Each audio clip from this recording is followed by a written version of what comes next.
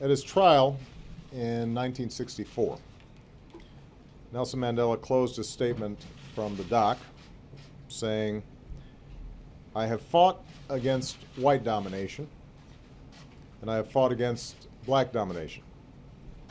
I have cherished the ideal of a democratic and free society in which all persons live together in harmony and with equal opportunities.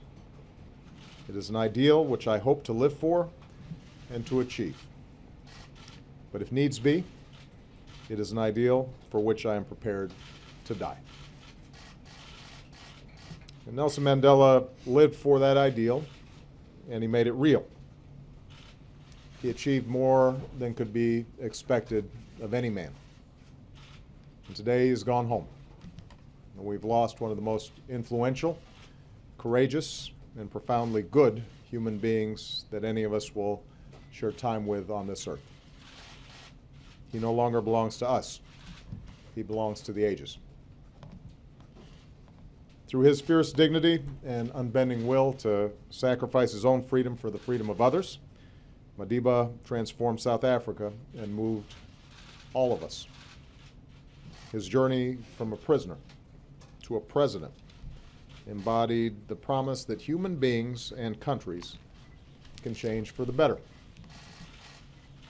His commitment to transfer power and reconcile with those who jailed him set an example that all humanity should aspire to, whether in the lives of nations or our own personal lives. And the fact that he did it all with grace and good humor and an ability to acknowledge his own imperfections only makes the man that much more remarkable. As he once said, "I'm not a saint unless you think of a saint as a sinner who keeps on trying." I am one of the countless millions who drew inspiration from Nelson Mandela's life.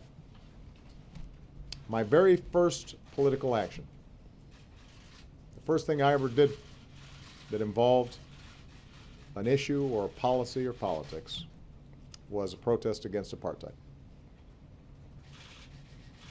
I would study his words and his writings. The day he was released from prison gave me a sense of what human beings can do when they're guided by their hopes and not by their fears. And like so many around the globe, I cannot fully imagine my own life without the example that Nelson Mandela set. And so long as I live, I will do what I can to learn from him. To Gracia Michel and his family, Michelle and I extend our deepest sympathy and gratitude for sharing this extraordinary man with us. His life's work meant long days away from those who loved him most. And I only hope that the time spent with him these last few weeks brought peace and comfort to his family. To the people of South Africa, we draw strength from the example of renewal and reconciliation and resilience that you made real. A free South Africa at peace with itself. That's an example to the world. And that's Madiba's legacy to the nation that he loved. We will not likely see the likes of Nelson Mandela again.